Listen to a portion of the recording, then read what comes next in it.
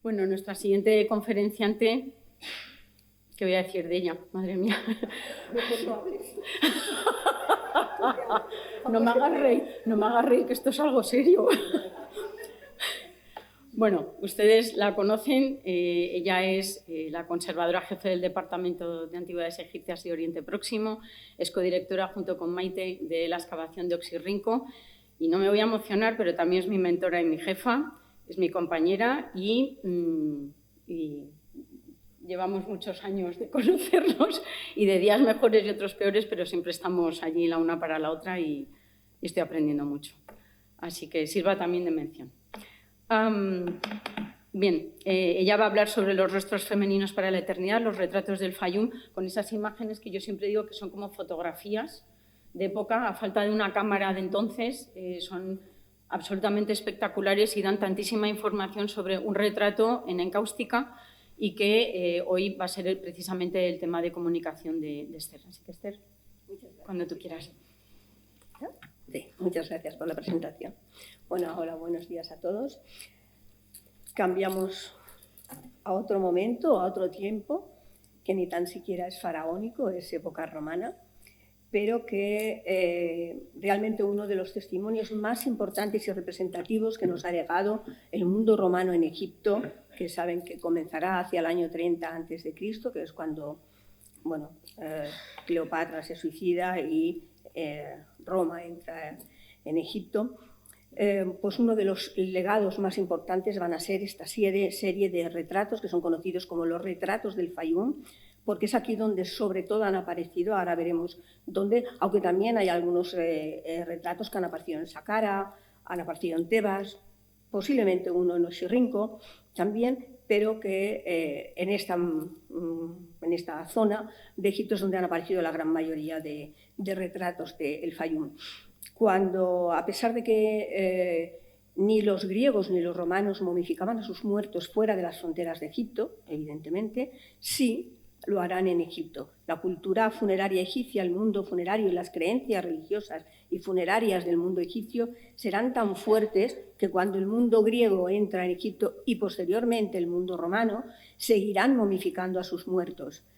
Será realmente muy importante, tendrán otras costumbres, habrá un sincretismo entre una cultura y la otra, pero la momificación se seguirá haciendo. Es verdad que ha pasado mucho tiempo y a veces la momificación no va a ser de la calidad tan buena como puede ser en época faraónica. Nosotros lo podemos ver muchas veces en Oxirrinco, que tenemos una cronología muy extensa y una de ellas es la etapa romana, y que no es una momificación muchas veces tan buena, o porque ni el material se ha utilizado el mejor, ni el tiempo que se necesita para la momificación ahora se ha tenido en cuenta, ¿no? Pero aún así quería que lo supieran, porque estos retratos del Fayum evidentemente están relacionados con los enterramientos. Decirles que, aquí, sí, esta es la zona del Fayum, que he hecho un poco más en grande, porque van a ser en esta zona donde aparecerán la gran mayoría de retratos de Fayum, tanto masculinos como femeninos, aunque yo me voy a centrar en los femeninos, de manera muy especial en el área de Filadelfia, del Rumeyá y de Jawara, van a ser sobre todo, y que actualmente creemos o se cree que hay entre 900 y 1000 retratos del Fayum en el mundo, conocidos. Eso no significa que haya más, sobre todo en colecciones privadas, que evidentemente no las han dado a conocer y no se tienen. Ahora luego diré el por qué esa escasez de retratos del Fayum, ¿no? Pero los retratos del Fayum, la idea era que una vez se pintara al difunto o a la difunta, se ponía sobre el rostro a la vez que se vendaba. El origen posiblemente hay que mirarlo en la influencia en estos cartenojes de Agmin, que ya son a finales de época tolemaica, muy primeros de época romana, porque veremos que se parecen, aunque habrá una característica muy, muy importante y que definirá a estos retratos del Fayum. En este caso van a ser sobre todo el realismo. Bueno, los retratos del Fayum tienen una cronología, sobre todo entre el siglo I y IV y de manera muy especial entre el siglo II y el siglo III, en plena dominación romana en Egipto. Los rasgos más característicos, sobre todo, va a ser el realismo, no solamente en el rostro. Antes he mostrado una imagen, ahora pueden ver otra imagen, irán viendo las imágenes. El realismo a la hora de mostrar tanto mujeres como hombres, niños como ancianos, y ancianas evidentemente, mostrando el rostro pero tal y como era. Aunque no se tienen imágenes de mujeres con deformaciones en el rostro, sí se tienen imágenes de hombres que tienen deformaciones en el rostro o porque ha tenido una especie como de parálisis o de ictus y se tiene que no ha impedido que se muestre así como era esa persona, y en el caso de las personas ancianas tampoco tratan de ocultar que una persona anciana pues tenemos arrugas, no podemos evitarlo. Y nos teñimos el pelo, pero los hombres con el pelo blanco y hay mujeres con el pelo blanco, pero que no lo podemos evitar, es ley de vida, así que todo eso lo harán. Y aunque tradicionalmente se ha dicho que los retratos del Fayum son a tamaño real del rostro de esa persona, de ese hombre o de esa mujer, en realidad parece que es algo más pequeño. ¿Por qué? Porque los retratos del Fayum también parece que se recortaban para que se pudieran poner bien y encajaran perfectamente cuando vendaban al difunto o a la difunta. Tienen un tamaño algo más pequeño de lo que sería el rostro. Yo en esta charla trataré de mostrar los retratos del Fayum femeninos con aquellos objetos que ellos muestran, todos esos adornos, y que nos ha llegado hasta nosotros de esos adornos, o con otros paralelos, como pueden ser cartonajes o algún vaso, etcétera, para que veamos lo que significaba o por qué son tan importantes. ¿Qué nos informa el retrato del Fayum? Pues realmente nos da una información valiosísima a la hora de estudiar en qué mundo se movía el mundo romano en ese momento.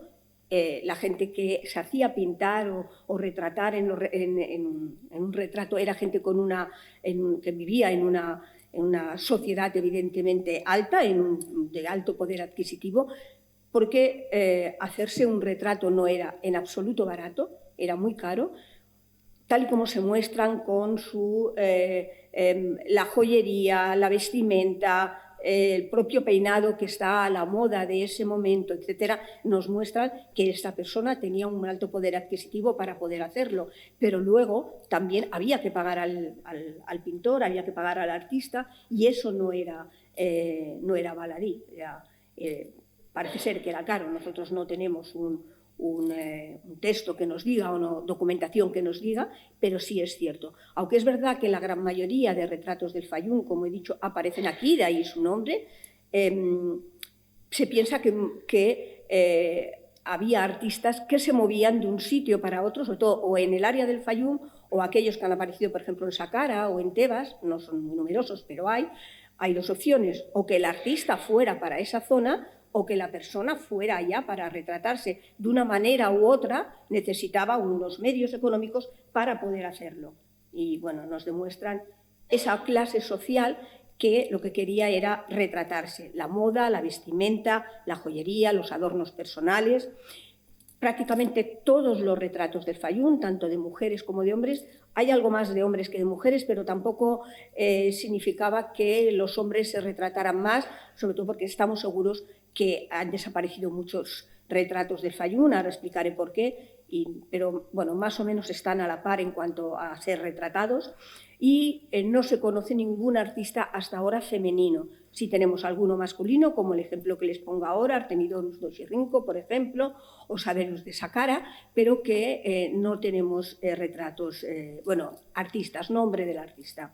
En cuanto a las personas, la gran mayoría también son anónimos, no sabemos el nombre de las personas retratadas, no sabemos el nombre, en este caso, de las mujeres retratadas, aunque iremos viendo que sí que tenemos algunos nombres de esa persona retratada, son muy escasos, del cargo incluso que tenían, y luego algunos textos muy cortos que ponen en el propio retrato que la familia ha puesto pues, en honor, en memoria de esa persona que ha muerto, y que desde luego lo que está manifestando es la pena porque ha muerto y el recuerdo hacia esa persona. Se piensa que la gran mayoría de retratos se pintaban en vida, para que, como nosotros tenemos fotografías, ya como ha dicho antes Isabel, pues es el fiel retrato, no tenían fotografía, pero tenían los retratos y que exponían en sus casas normales, como podemos poner nosotros, un dibujo o una fotografía, y que una vez muerta esa persona, entonces sí era enterrado con el retrato que se ponía sobre el rostro. Bueno, una imagen de objetos que han quedado, luego hablaré de este tipo de adornos. Los tipos de soporte que tienen tanto para los retratos masculinos como para los retratos femeninos, sobre todo la gran mayoría son en madera. He puesto aquí 4 ejemplos de madera, pero la mayoría de estos son en sicomoro. El sicomoro es un árbol que abundaba en Egipto, también se puede traer de fuera, de la zona del Líbano, pero que además es fácil de tallar, y que ahí se han encontrado muchos retratos del Fayum que están hechos con sicomoro. Faltan muchos estudios acerca de estos retratos, y también en tejido, que luego lo veremos, en lino sobre todo. Y la técnica, pues desde la encáustica, la utilización de la cera o caliente o fría, y la témpera. Hay más encáustica que de témpera, y se utilizaban resinas, pigmentos, clara de huevo. Hacían una primera capa preparatoria, hacían el retrato, y luego también para darle fuerza, consolidar esa imagen, también ponía una serie de resina o de clara de huevo. Dependiendo del tipo de resina, de clara de huevo, de la cantidad, etcétera, hacía que ese retrato al final fuera algo más oscuro o más claro.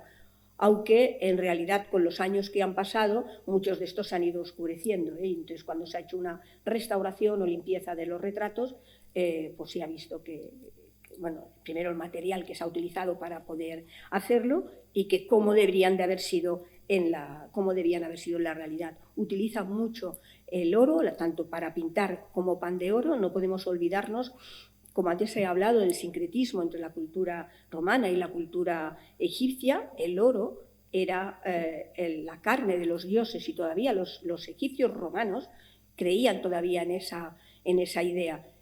Si yo me cubro de oro, era una forma de que mi cuerpo no se pudriera, no se estropeara, pero también demuestra, evidentemente, el estatus social de esa persona, porque esa era parte de su vestimenta, de sus joyas. Evidentemente, suponemos que no todos los días iban como la imagen que ven aquí, pero sí en actos la utilización de joyería, de adornos, las túnicas, los velos, etcétera, ¿no?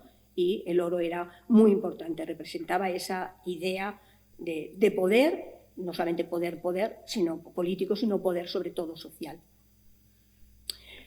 Este es el único marco que se tiene, lo encontró Petri hace ya muchos años, y lo encontró en una tumba, y eso sí que dio lugar a pensar. Es un retrato de mujer, se ve muy mal, no sé si la pueden ver. ¿Se ve el ratón? ¿Sí? Bueno, es un retrato de mujer, este es el cabello, los 2 ojos, parte de la túnica. Bueno, ha sido restaurado, pero lo más restauración o lo máximo que han podido sacar de este retrato es esta imagen. Y esto se encontró en una tumba, y esto es lo que hizo pensar que realmente los retratos se hacían en vida.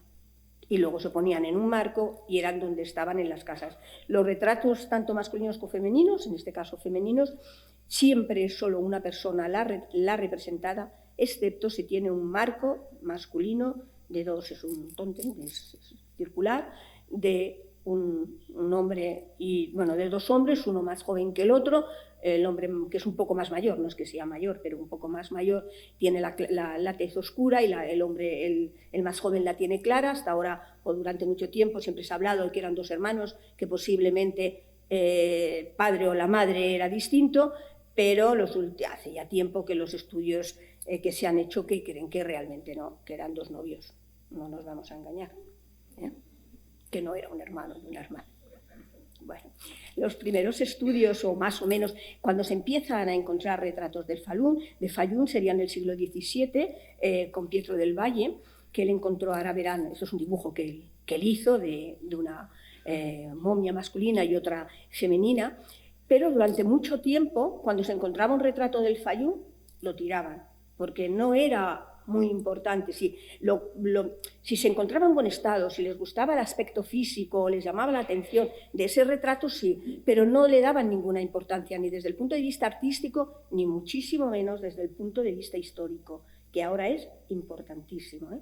Un retrato del Fayum, ya me gustaría tenerlo en casa. Ya no digo en el museo, que no tenemos, pero yo en mi casa sacaba algún cuadro que tengo, y tengo cuadros bonitos, yo los saco.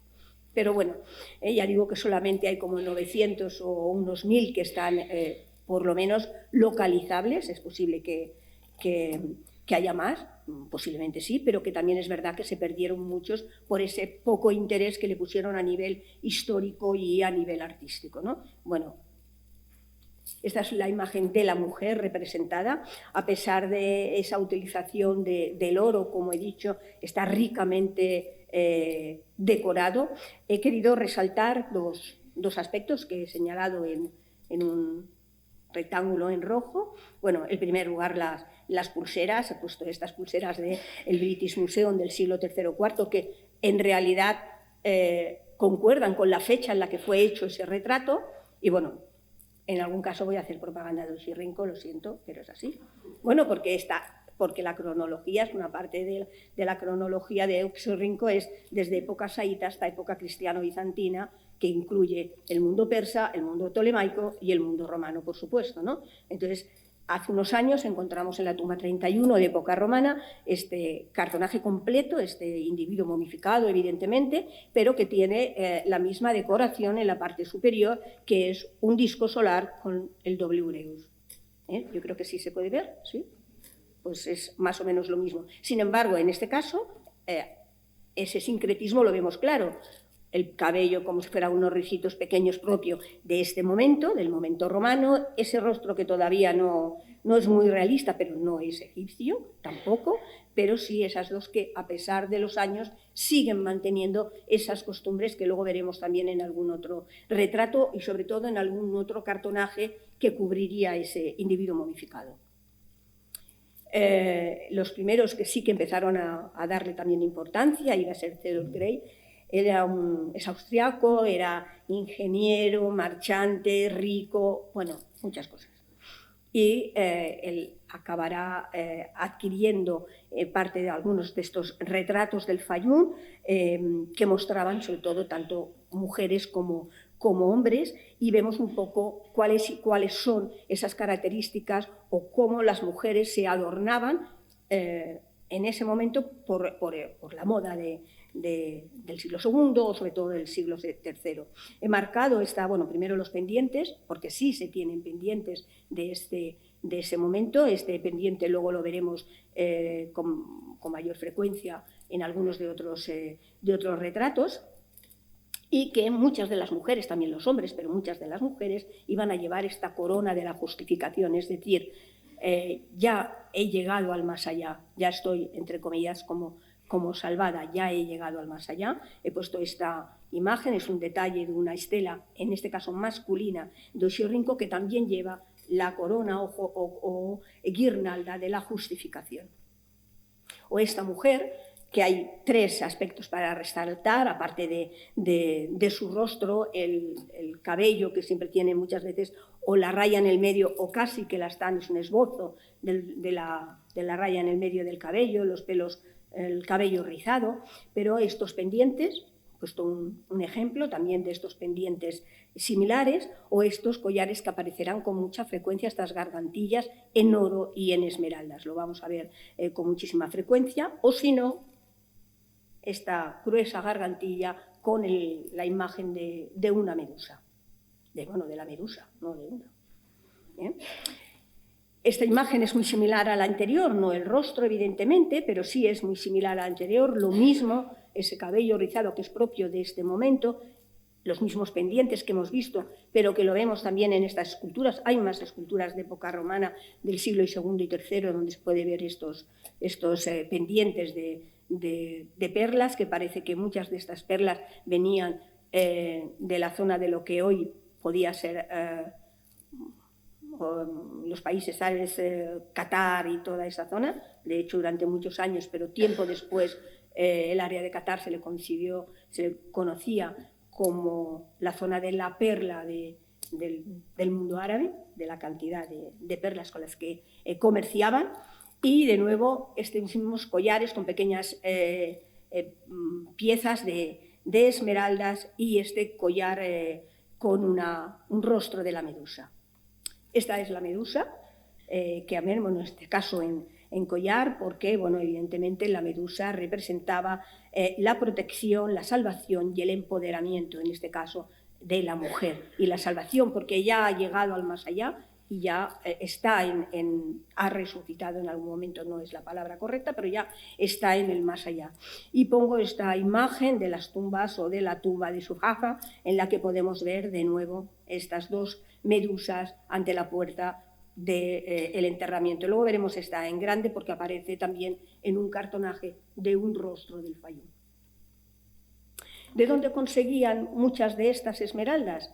Pues bueno, de las esmeraldas no significa que todo viniera de allá, en Oriente Próximo también hay esmeraldas, pero en el área de Sicaita, y se encontraban las minas de oro por excelencia del mundo romano, y muchas de estas esmeraldas posiblemente podrían venir de aquí. Actualmente se están excavando ya desde hasta 5 o 6 años posiblemente, bajo la acción de Joan Uller, el doctor Joan Uller, que es profesor de la Universidad Autónoma de Barcelona, y bueno, les pongo una imagen un poco de las duras condiciones en las que pueden trabajar en estas minas, que esa zona también tiene templos, tiene casas, etcétera, pero las condiciones de las minas y bueno, y que ellos, hay que decir también que si nosotros la mayoría dormimos en casas, hoteles, o ellos duermen en tiendas de campaña, no tienen internet y tienen unos de estos de luz porque no hay luz tampoco.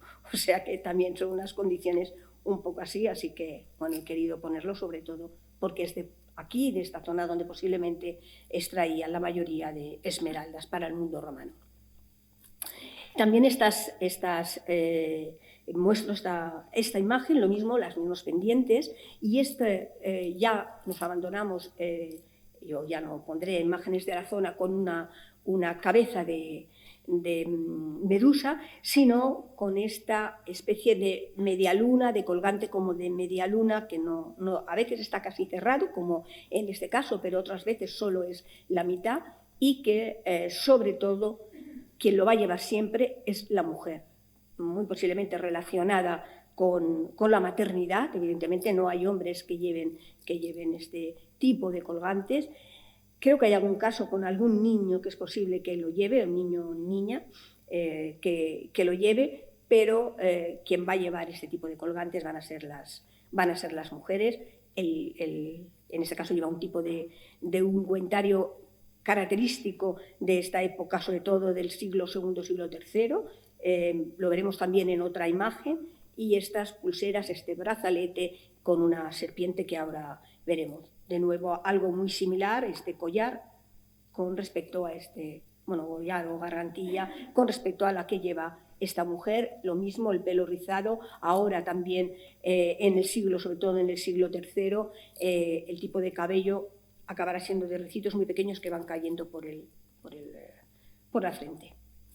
Similar a esto, tenemos este cartonaje, por ejemplo, de Oxirrinco, lo veremos en otros objetos también, o en esta máscara y yelmo, en la que, aunque sea roto, esta parte de aquí, que está roto porque lo encontramos roto igual que el resto, pero tendría que ser, si funciona, tendría que ser por aquí y así. Esta es la parte que se ha caído de estos collares como de media luna propio del mundo femenino. Esta escultura lo mismo, el collar que vemos aquí, y de nuevo esa guirnalda de la justificación o corona de la justificación, porque ha alcanzado el más allá. O esta otra, que en este caso se encuentra en Alemania, en Hildesberg, y que lo mismo tiene por un lado la corona de la justificación, el collar, lo mismo, y en este caso la granada, que también simboliza la resurrección. No es muy frecuente, pero sí se encuentran en necrópolis una granada, a veces acompañando al difunto como símbolo de resurrección, igual que a veces podemos encontrar un huevo de avestruz, que en el fondo es lo mismo. Simboliza la resurrección. También tenemos las serpientes, en este caso he puesto esta imagen de Meir, con esta, la misma que hemos visto ahora, que significa lo mismo, regeneración, inmortalidad, o esta otra que es previo a los retratos del Fayum, pero que también podemos ver las serpientes y, de nuevo, la guirnalda de la justificación, que también llevarán los hombres. Aquí otra en el caso del British Museum, muy similar, o esta del Museo de Hamburgo. Aquello que ellos representan en los retratos del Fayum es aquella ornamentación que ellos llevan en vida también.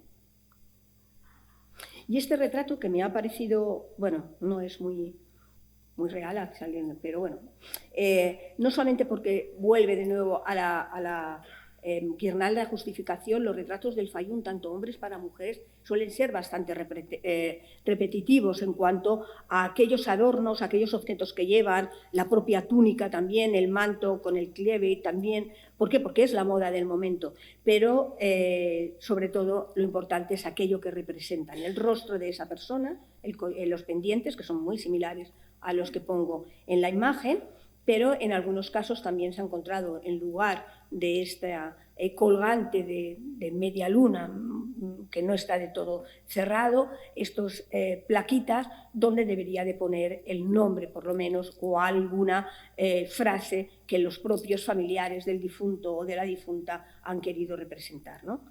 En este caso no había, y para que lo vean también en niños, también aparece este tipo de plaquitas. Y si antes he dicho que mostraban adultos, también muestran niños, que ahora lo veremos, niñas, también mostraban a gente anciana, es decir, el cabello blanco, las arrugas, etcétera, van a ser mostradas en estos retratos del Fayum, la importancia del realismo y la importancia, en este caso, también de poner oro o pan de oro, en este caso la mujer. Es un poco más sencilla, no lleva nada más que una cinta como adorno, pero en el caso de la mujer de al lado, pues no, va mucho más adornada, pero las arrugas, el cabello blanquecino sigue siendo, y un poco las ojeras, etcétera, nos lo muestra. Petri también estuvo excavando, sobre todo en la área del Jawara, que fue donde mayor número se han encontrado, y es el que ha dado el nombre también, o le dio el nombre a los retratos del Fayum. Se encontraron alrededor de 72 retratos del Fayum, es verdad que algunos no estaban en muy buen estado. Pongo una imagen de parte de estos retratos del Fayum y cómo se mostraban entonces. Ahora es difícil ver que una momia se pone en vertical, pero antes era muy corriente. Es verdad que los sarcófagos o los ataúdes en muchos museos aparecen en vertical, pero evidentemente también están bien consolidados y bien puestos. O sea, calzados, pero que ahora no veríamos las momias en general así. Eso es lo que les decía, el retrato que cubría o que se ponía una vez o mientras estaba vendando al difunto. Las vendas en el mundo romano son siempre, la decoración de las vendas romanas en Egipto son siempre similares, decoración geométrica tipo romboidal, y que, como veremos, muchas veces en el centro de cada rombo se pone un botón dorado o pintado o cubierto de pan de oro. En esta imagen, aunque las dos mujeres son distintas, para mí es más realista esta mujer, pero que las dos mujeres son muy distintas. Lo mismo esta túnica, el velo, este clavi con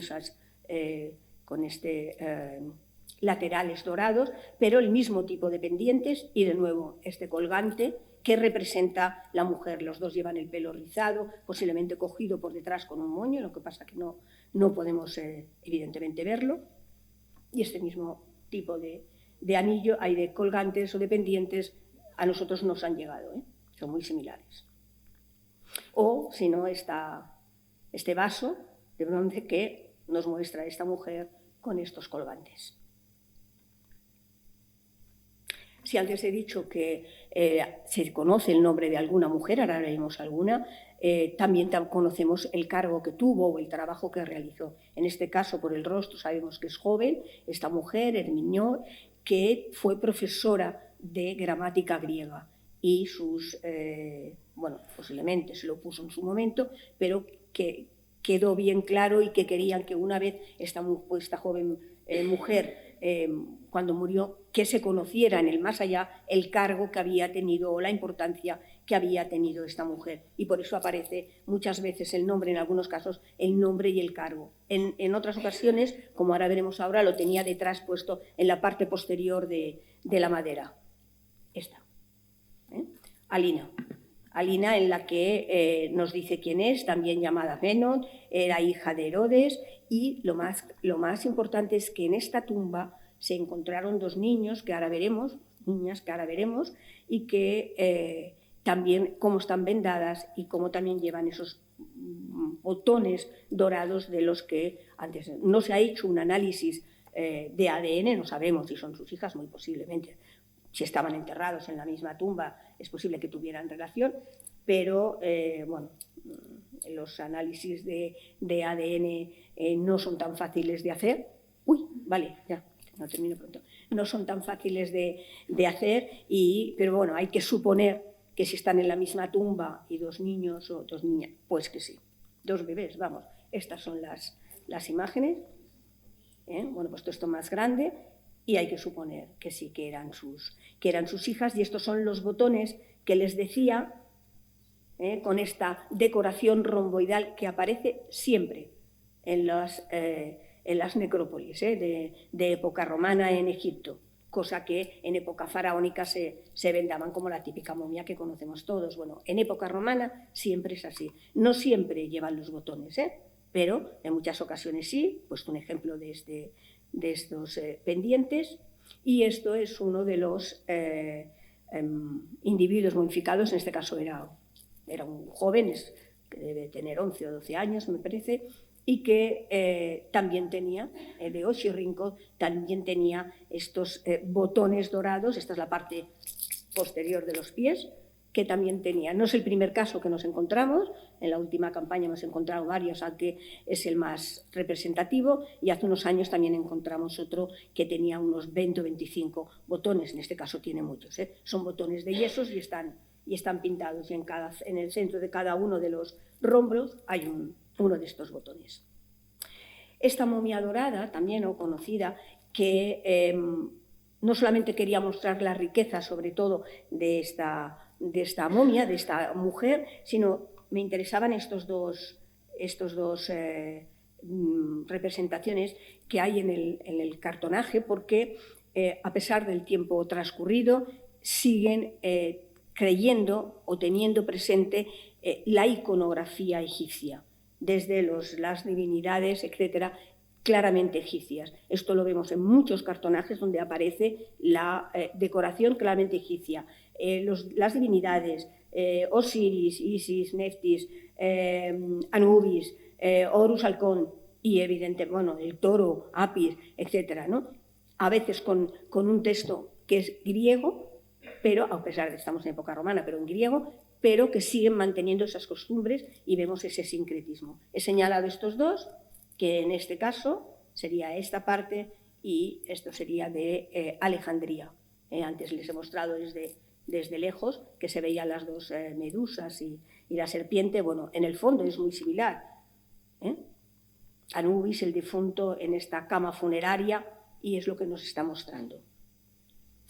También vamos a tener, o se han encontrado en la zona de Antinópolis, ya saben que fue una ciudad que fue construida en honor a Adriano por su muerte, y aquí también se han encontrado algunos retratos del Fayum. Yo voy a mostrar dos retratos, este con el lino, que antes he dicho que también podían ser en tejido, o este retrato femenino que la familia ha querido poner sobre el vendaje romboidal, como podemos ver, esta frase: bien hecho, sé feliz.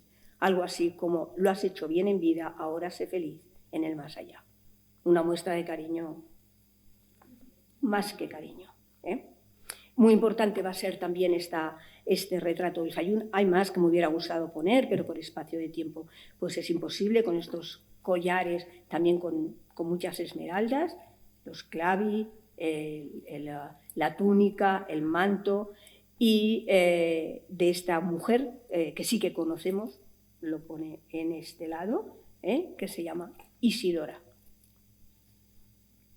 O esta otra, que no conocemos exactamente, es una de procedencia desconocida, sabemos que está en el Museo de Stuttgart, pero que en la zona del cuello pone Irene, hija de, no sabemos, una S porque está incompleta o se ha perdido, y su alma va a Osiris Ocar, el gran dios señor de Abidos, para siempre. Siguen invocando a los dioses egipcios, a Osiris Ocar y de nuevo el señor de Abidos. A pesar del tiempo transcurrido, estamos hablando del siglo II después, bueno, pues siguen de nuevo invocando. ¿Qué nos muestran estos retratos del Fayum?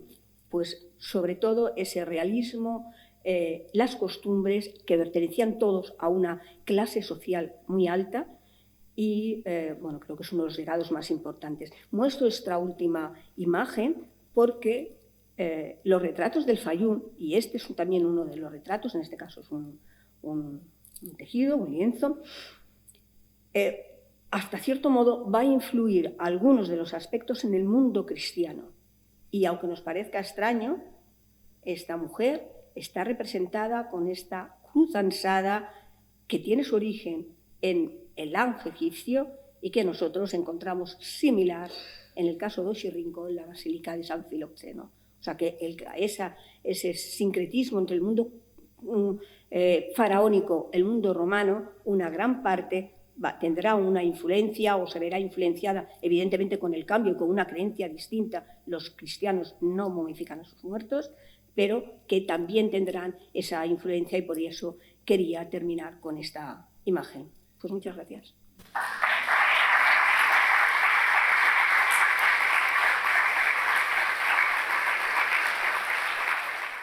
Muchísimas gracias, Esther. Yo quería adelantarme y hacer una pregunta. Algunas de las imágenes que has mostrado parece que están sujetando como una botellita o un recipiente. ¿Qué es exactamente o a qué se refiere? Es simbólico también, ¿eh? Simbólico. Claramente simbólico, y lo tienen. Y luego son esos ungüentarios que tú también encuentras en las tumbas del mundo romano. Ajá. Vale, pero forma parte como del equipamiento funerario, ¿es simbólico? Sí. Vale, es que me había fijado que algunos sujetan como una botellita, un aríbalos así pequeñín. Bueno, muchísimas gracias. ¿Alguna pregunta que quieran hacer? Gracias por la exposición. Ha sido magnífica. Lo has comentado, pero no sé de dónde viene. Has dicho que llevaban la botellita y llevaba también como... se llama o corona o guirnalda de la justificación. Eso es. ¿De dónde viene? Como que han alcanzado el más allá. Lo lleva el mundo romano.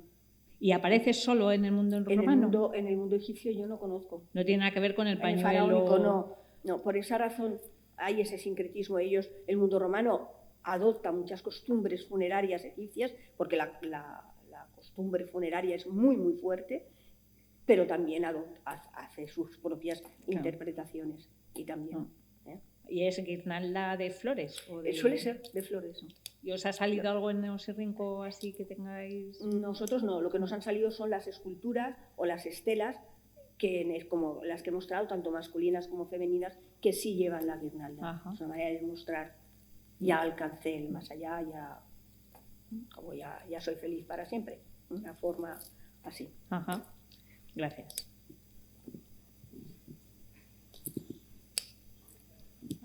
¿Alguna pregunta más? Sí. A lo de los niños. Gracias, Esther. Muy bonito, muy emocionantes también esas imágenes. Y un poco como Begoña, me ha llamado mucho la atención la guirnalda de la eternidad o de la salvación o como sea, no la conocía. Pero si yo hubiera visto esas imágenes, hubiera pensado que era una reinterpretación del Menat.